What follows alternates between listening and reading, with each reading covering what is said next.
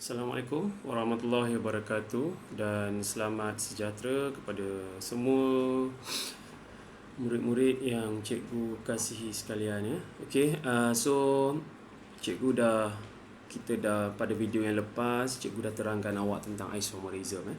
Isomerism bermaksud bagaimana kita nak menamakan alkana dan juga alkina kita.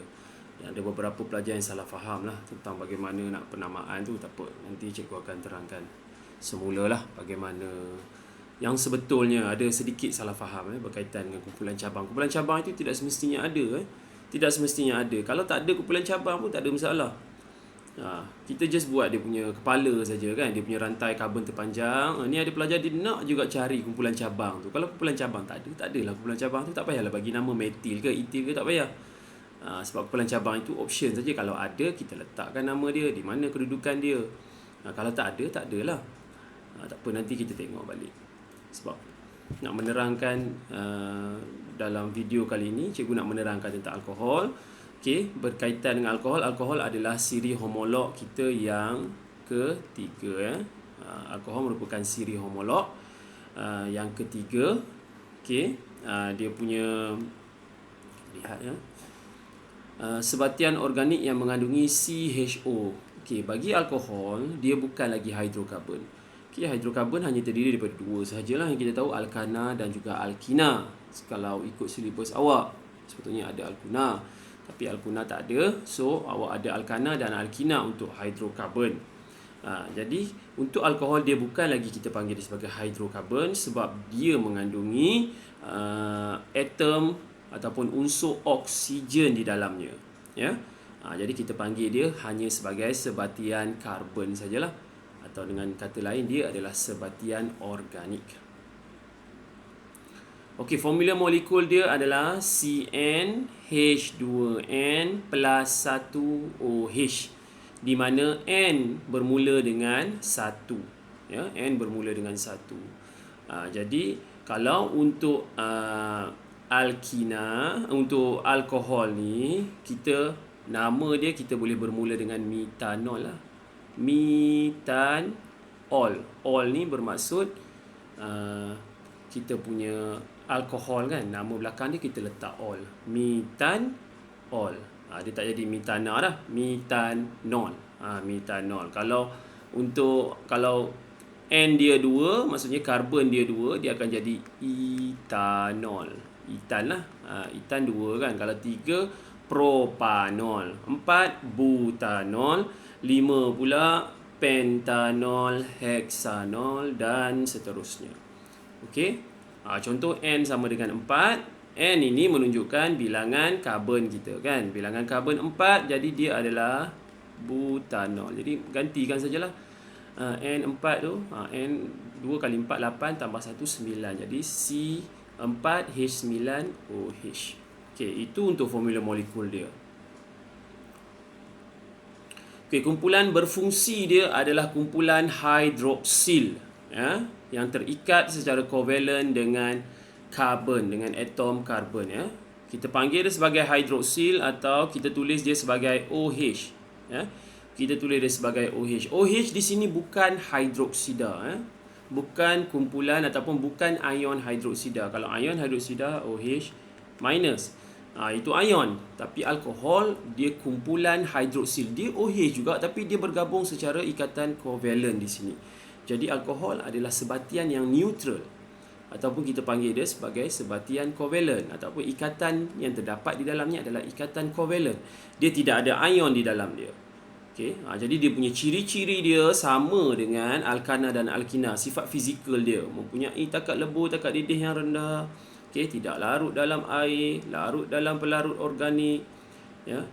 So banyak dia punya sifat kimia dia. Tapi alkohol dia larut dalam air untuk 4 yang pertama.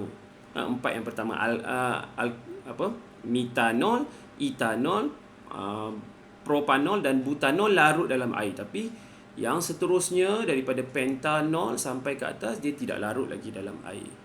Tapi silibus you akan belajar sampai butanol saja. Jadi kita assume alkohol ni dia larut dalam air sajalah. Sebab awak belajar 4 saja. Tapi sebenarnya secara keseluruhannya alkohol ni dia tidak larut dalam air. Ya, contoh kalau awak lihat kepada bila kita campurkan dua alkohol dan air, alkohol tu akan terapung di atas air, menunjukkan alkohol tu dia kurang tumpat berbanding dengan air.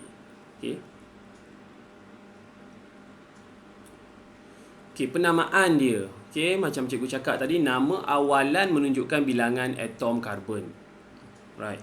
Nama awalan ni but. But ni maksudnya ada 4 atom karbon. Butan. Okey, lagi etan.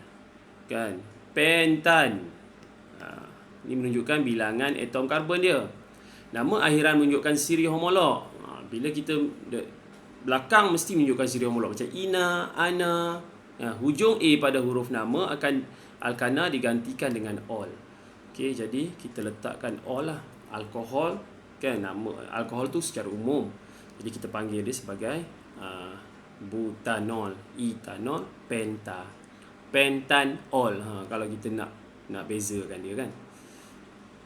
Okey, penamaan alkohol, tentukan rantai karbon terpanjang yang mengandungi kumpulan hidroksil, propan di sini. Okey, 1 2 3. Sama juga Nomborkan C dengan C yang paling dekat dengan kumpulan berfungsi 2 ol berfungsi.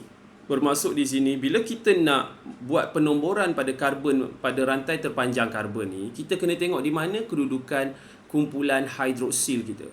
Ya. Kumpulan hidroksil, bila kita nak menomborkan ni, kita kena pastikan nombor kita paling dekat dengan kumpulan hidroksil itu. Jangan contohlah cikgu ambil sikit, kan. C.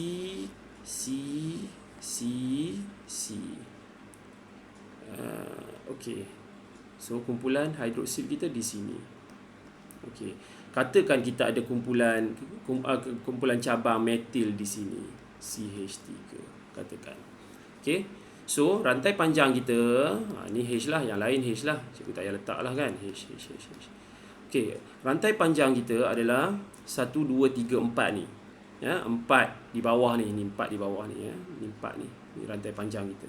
So kita nak bermula nombor kita di mana? Nombor kita tu kat mana nak mula? Sama ada kita nak mula daripada depan ni, nak mula depan, atau kita nak mula daripada belakang. Bagaimana kita nak menentukan nombor kita nak bermula di depan ataupun belakang? Kita kena lihat di mana kumpulan berfungsi kita. Sebab kumpulan berfungsi adalah prioriti bila kita nak menamakan.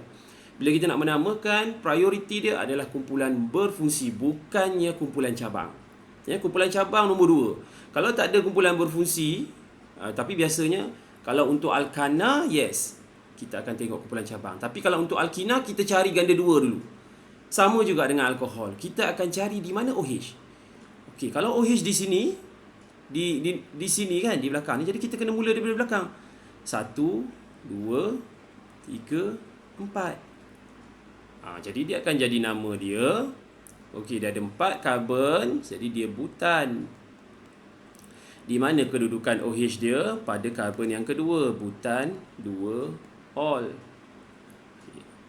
So dia punya kumpulan metil dia pada karbon yang ketiga, jadi 3 metil. Ya. Okey, so itu cara kita nak menamakan. Kalau ada kumpulan metil lah, kalau tak ada kumpulan metil, cari saja karbon berada paling dekat kat mana. So di sini pada soalan ni dia kata nombor 2. So kita letaklah propan 2 ol. Ya, propan sempang 2 sempang ol. Ingat mesti ada sempang, pada nombor ada sempang. Kalau ada nombor lagi, ada 2 3 nombor, 2 3 diol. Kalau contoh ada 2 kumpulan hidroksil, satu ada lagi di sini, OH ada di sini. Kan? So OH kita berada pada 1 dengan 2. Jadi dia akan jadi propan 1. Dia akan jadi propan 1 2 diol. Maksudnya ada 2. Dia jadi propan 1 2 diol. Dia jadi diol. Diol bermaksud ada 2 kumpulan hidroksil. Okey, so itu cara kita nak menamakan lah. Okey, penyediaan etanol. Etanol boleh disediakan dengan 2 cara. Yang pertama adalah kita sediakan dia dalam secara industri. Secara industri ni kita dah belajar ataupun cikgu dah pun sentuh semasa awak dalam topik alkina dulu, ya. Dalam topik alkina cikgu dah sentuh, iaitu tindak balas dia dengan air. ya, ataupun steam ya, etina ya, biasa etina lah, kita ambil etina dan air di steam lah. Air yang di steamkan ini dialirkan melalui mangkin asid fosforik asid fosforik, suhu dia 300, tekanan 60 atm. Ini kita panggil tindak balas penghidratan. Kita tambah air etina ataupun alkina, tambah air, dapat kita punya alkohol. Ya, ini cikgu dah sentuh di dalam tindak balas penambahan dalam alkina. Cuba check balik ya. Ini secara industri, maksudnya disediakan secara besar-besaran lah. Maksudnya banyak. Dia banyak. Alkina ni, alkohol ni banyak digunakan ya dalam industri kita, di dalam kita punya perubatan ya, sebagai kita punya apa ni, hand sanitizer lah, macam-macam alkohol ni penggunaan dia meluas, bukan sekadar bahan makanan saja. Dia dalam industri pun banyak. Okey, kemudian boleh juga disediakan di dalam makmal. Yang kedua dalam makmal ya. Bagaimana kita nak menyediakan ni dalam makmal? Okey, dia adalah proses penapaian bahan berkarbonat ataupun bahan bergula, atau kita panggil sebagai glukos lah. Ya, glukosa ya. Bahan ini mengandungi glukosa C6H12O6. Okey, glukosa, mesti ada glukosa. Contoh macam awak punya kat rumah ada apa, nasi dan sebagainya, makanan-makanan kita kebiasaannya yang ada karbohidrat, contoh roti dan sebagainya, roti, nasi ya. Benda-benda yang bergula mesti akan ada glukosa. Okey, buah-buahan banyak anggur lah, buah apple lah, semua itu ada glukosa di dalam dia. Kalau kita rasa manis tu, dia ada glukosa lah. Okey. Kalau awak tengok orang dulu-dulu dia buat tapai pulut lah, dia buat tapai apa lagi, dia buat tapai nasi, macam-macam jenis tapai itu adalah proses penapaian. Itu ada glukosa.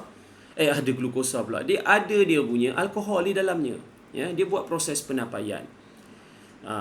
Haram ke tak haram? Bagi umat Islam benda tu dah difatwakan tidak haram selagi mana ianya tidak memabukkan. Okey, kecuali kalau arak tu lah. Arak berbeza cara dia kan. Walaupun proses dia sama, tapi arak ni kalau ambil dalam kuantiti yang banyak, dia akan memabukkan. Sama macam tapai ni, kalau awak makan terlampau banyak, dia mabuk, dia jadi haram lah. Kalau sekadar makan untuk makan sajalah, untuk mengisi perut, dia tak ada masalah. Okey, itu telah difatwakan lah. Cikgu pun ada baca tentang proses penapaian ni kan, sebab kita tahu alkohol tu bagi umat Islam kita tak boleh. Tapi dalam proses ini dia boleh, ada dia punya kaedah dia. Okey. Apa yang dia buat? Dia gunakan suatu mangkin ya. Mangkin ni terdapat di dalam yeast. Ya, mangkin ni diberi nama sebagai enzim zimase. Ya. Apa yang dia buat? Dia tambahkan enzim zimase ataupun dia tambahkan yeast ke dalam kita punya glukos, tambah yeast, masukkan yeast ni, dia akan menghasilkan enzim zimase. Ya. Jadi enzim zimase ni lah yang akan buat proses menukarkan kita punya glukos kepada kita punya alkohol ya. Sini tidak panggil alkohol, dia panggil etanol lah. Ditukarkan pada etanol dan juga gas karbon dioksida. Okey, proses ni sangat simple lah kalau kita buat dalam makmal pun. Ya. Kalau kita buat dalam makmal, kalau cikgu lah cikgu akan ambil glukos. Okey, glukos. And then kita akan tambahkan yeastnya. Yeast yang segera tu, ada yeast segera, itu kita tinggalkan sekejap untuk kita biarkan dia menghasilkan enzim zimase tu. Kemudian kita alirkan dia ke dalam air kapur. Alirkan gas yang akan dibebaskan tu ke dalam air kapur. Kita tahu karbon dioksida dia akan mengeruhkan air kapur. Bila karbon dioksida tu, air kapur dia jadi keruh, jadi kita tahu proses penghasilan alkohol itu sedang berlaku di dalamnya. Ya, proses penghasilan etanol itu sedang berlaku. Okey, so itu adalah proses yang simple lah untuk menyediakan etanol di dalam makmal ya. Walaupun bukanlah 100% kita dapat ya, mungkin 20-30% saja alkohol yang akan ataupun etanol yang akan dihasilkan. Okey. Itu ada dalam you punya modul lah. Cikgu ada modul awak sebenarnya. Ni modul yang cikgu untuk awak lah. Tahun lepas awak pakai modul untuk 3/4, tahun ni modul dia 3/5. Tapi cikgu belum dapat nak bagi kat awak lagi ya. So buka sekolah ni lah kita bagi. Banyak tempat kosong je awak perlu isi nanti. Tapi tak apa. Kita akan buat balik sebab ini modul ni lebih efektif lah untuk kita buat berbanding dengan Adura. Dia dah ketinggalan ya. Adura punya modul yang cikgu bagi pada awak tu dia agak dia silibus KBSM, yang ini adalah silibus yang baru lah ke SSM.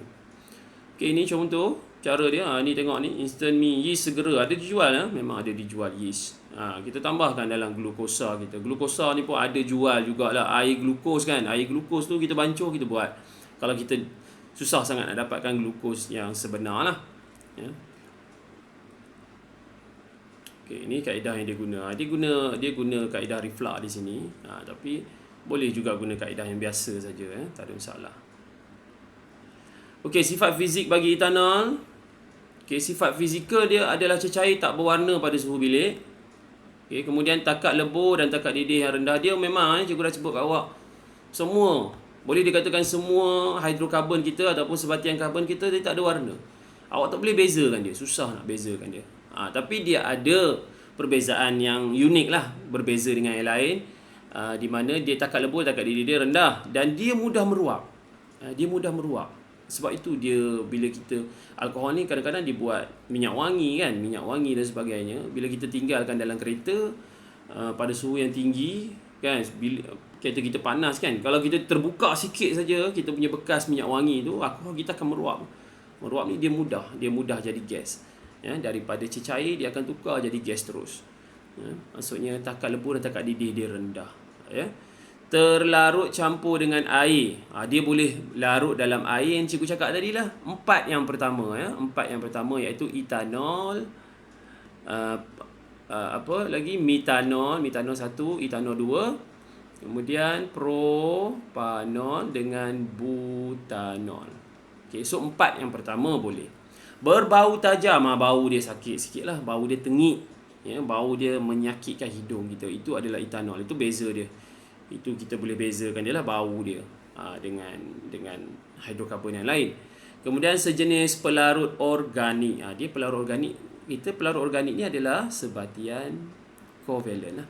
Sebatian kovalen bermaksud dia ada ikatan dia tu, ikatan kovalen dia tak ada ion ya. Jadi dia adalah pelarut organik. Pelarut organik ni biasanya dia larut dalam pelarut organik juga, tapi dia tidak larut dalam air. Okey, dia tidak larut dalam air. Cuma yang cikgu cakap tadi ni dia larut dalam air untuk 4 saja. Pentanol dan seterusnya ada banyak lagi lah kan. Dia sudah itu tak larut. Ni etanol sebab sifat kimia dia kira sifat fizik alkohol, dia sifat fizik etanol. Sifat fizik etanol memang larut lah. Etanol larut. Okey, sifat kimia cikgu masuk sikit je sifat kimia. Ada 3 sifat kimia. Yang pertama pembakaran. Awak pun tahu dah tentang pembakaran. Cikgu buat di sini saja. Pembakaran bila kita panas, bila kita bakar C2H5OH, cikgu ambil etanol katakan ya. Ini adalah etanol. Cikgu bakar etanol, buat proses pembakaran. Cikgu akan hasilkan biasalah karbon dioksida dan air. Ya. Kalau pembakaran itu tidak lengkap, kita akan hasilkan karbon dioksida, air, karbon monoksida dan juga satu lagi apa karbon dioksida, karbon. Ada 4. Yang ni kena balance lah. C2H5OH, CO, ni balance 2. Ini ada 6, 3, oksigen ada 1. Ni ada 3. Kan? Mana tadi? Oksigen 4. Oksigen berapa? 4, 7. Jadi oksigen ada 7. Yang ni kena tengok balik lah. Cikgu pun pening lah kepala kalau kita nak buat dalam satu video kan. Tapi kena balance. Maksudnya hasil dia tetap karbon dioksida dan juga air. Okey, karbon dioksida dan juga air. Pastikan itu pembakaran sama. Hasil dia sama macam alkina kita bakar alkana. Okey, cuma dia punya balancing sajalah berbeza. Okey, proses yang kedua adalah proses pengoksidaan ya. Proses pengoksidaan ialah di mana suatu etanol, ini sifat kimia etanol, kita ambil etanol. Etanol ditukarkan menjadi asid etanoik ya. Bermaksud etanol tukar jadi asid etanoik. Di mana proses pengoksidaan kita guna ejen pengoksidaan lah. Ejen pengoksidaan yang popular adalah kalium manganat 7 berasid ataupun kalium dikromat 6 berasid. Larutan kalium manganat 7, larutan kalium manganat 6 berasid. Okey, itu adalah ejen pengoksidaan yang kita akan guna untuk proses pengoksidaan. Okey. Kemudian kita ada pendehidratan. Pendehidratan adalah proses dehydration, buang air. Tadi daripada alkina kepada alkohol, proses tambah air. Tapi kalau daripada etanol, bila dia buang air, ya, cikgu ambil yang ni. H, H, H, H, OH, H. Ya. Okey, bila dia buang air, bila air apa? Air adalah H. Sekejap, air, kita tulis kat sini. Air H, OH. Air H2O kan? Jadi dia kena buang OH ni, dia kena buang satu lagi H. Dia buang H2O kan? Bila dia buang dua-dua ni, dia akan jadilah C, H. Dia tinggal berapa? H tinggal lagi 2, 1, 2. H sebelah sini pun ada 2. CH, H. Sini pun ada 2 H kan? So, lengkap tak? Tak lengkap. Jadi kita kena tambah double bond nak bagi cukup kan. Jadi barulah karbon kita lengkap. 1, 2, 3, 4. 1, 2, 3, 4 untuk karbon punya ikatan. Jadi, so alkohol ataupun etanol dia tukar jadi etina untuk proses pendehidratan. Apa yang kita perlukan? Kena ada mangkin. Mangkin dia adalah serpihan porselin. Ni kena ingat ini benda yang famous sangat bila keluar soalan. Serpihan porselin. Okey, pembakaran etanol mudah terbakar. Jadi cikgu buat tadi tu. Ada tambah oksigen, tambah oksigen. Patutlah tak nampak tadi. Bertindak balas dengan oksigen menghasilkan karbon dioksida dengan air. Etanol ni antara bahan bakar yang sangat baik lah. Alkohol, bahan bakar yang sangat baik. Pengoksidaan, etanol dioksidakan oleh larutan kalium dikromat berasid untuk membentuk asid etanoik CH3COOH. Okey, asid dikromat boleh juga, ejen pengoksidaan yang lain boleh juga kalium manganat 7 berasid pun boleh juga. Okey, kalau kalium manganat 7 dia daripada ungu dia tukar kepada tidak berwarna. Warna dia bila kita tambah saja kalium manganat, dan dia tukar kepada asid, dia akan jadi apa tadi? Ini yang cikgu tak suka ni, gambar rajah begini. Dia sepatutnya C double bond di atas, COOH. Begini. Ni terbaliklah ni. OH ni sepatutnya di sini. O sepatutnya di sini. Bolehlah, betul lah gambar rajah dia tu, tapi macam tak kena dengan biasa yang kita buat lah.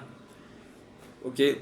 So, apa yang kita tambah di sini, C2H5OH ni, kita tambahkan dengan nama pun proses pengoksidaan, jadi kita tambahkan dengan oksigen. Di sini kita letakkan 2 oksigen. Kita tak letak kalium manganat itu, kita letak 2 oksigen. Kalium manganat ataupun kalium dikromat, dia membekalkan oksigen. Dia membekalkan oksigen. Okey, contoh di sini ya. Di sini oksigen ni nak masuk ke dalam. Oksigen nak masuk ke dalam. Bila oksigen nak masuk ke dalam, oksigen ni perlukan oksigen 2.6 ya. Jadi oksigen diperlukan 2 ikatan untuk dia membentuk sebatian, untuk membentuk susunan elektron oktet yang stabil. Jadi apa yang dia buat? Dia nak dapatkan 2 ikatan tu, dia kena keluarkan 2 ikatan lah. Sebab itu dia keluarkan 2 ikatan ni. Dia keluarkan 2 hidrogen supaya dia boleh masuk ke dalam. Dia keluarkan 2 hidrogen di sini. Dia masuk, jadi dia bentuk 2 ikatan di sini, nampak ni. Yang cukup bulat ni. Jadi dia bentuk 2 ikatan di situ. Hidrogen yang dah keluar, 2 hidrogen yang dah keluar tu akan bertindak balas. Ni ada 2 oksigen kan. 1 oksigen masuk, satu lagi oksigen akan bergabung dengan 2 hidrogen tu. So dapatlah tindak balas dia H2O ataupun hasil sampingan dia adalah air. Hasil sampingan dia adalah air. Alright. So itu adalah etanol bertindak balas dengan kalium manganat ataupun kalium dikromat 7 kalium dikromat 6 berasid untuk menghasilkan asid etanoik. Nama dia asid etanoik. Apa berlaku kalium dikromat? Kalium dikromat warna dia oranye pada mulanya. Bila tindak balas tu berlaku, kalium manganat bertukar jadi warna hijau. So itu adalah dia punya perubahan warna lah.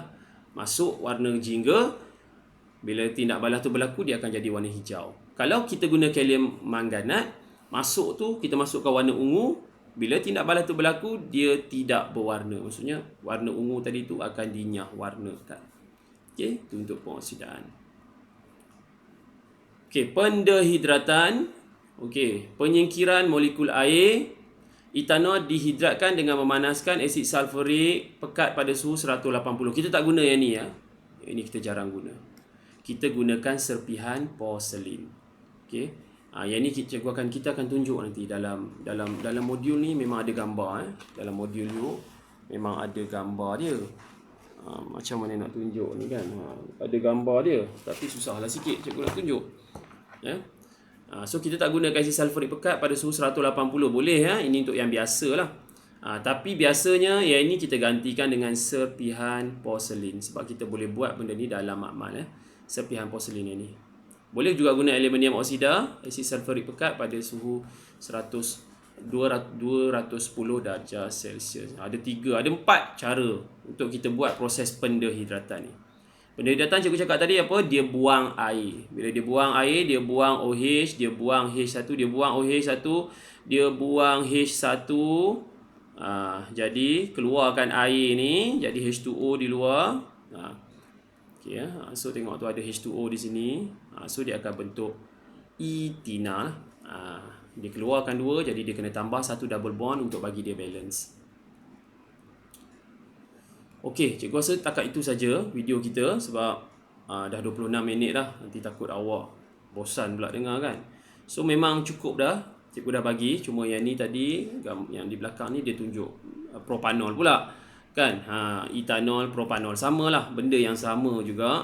Banyak contoh di dalam Adura tu awak boleh tengok. Dan juga Adura juga ada benda-benda yang awak perlu isi di dalam tu. Awak tolong isi dan penuhkan bahagian-bahagian tu. Kalau ada tak faham boleh tanya cikgu, jangan malu. Jangan malu. Jannah selalu juga bertanya pada cikgu kan. So jangan malu untuk bertanya. InsyaAllah cikgu akan cuba untuk membantu awak. Ya, dalam Adura punya nota ada bahagian alkohol tu, penuhkan semua bahagian alkohol tu. Ada ruang-ruang kosong tu awak penuhkan, dan itu adalah kerja awak untuk hari ni lah. Awak kena penuhkan bahagian Adura tu, and then snap gambar bagi pada cikgu. Ya, untuk cikgu rekodkan lah markah awak bagi PDPR. Ada banyak pelajar yang tak hantar pada cikgu. Contoh Haziq memang tak pernah hantar kerja. Ya. Ada beberapa lagi yang cikgu pun lupa. Zikri dah memang cikgu tak tahulah ke mana dia.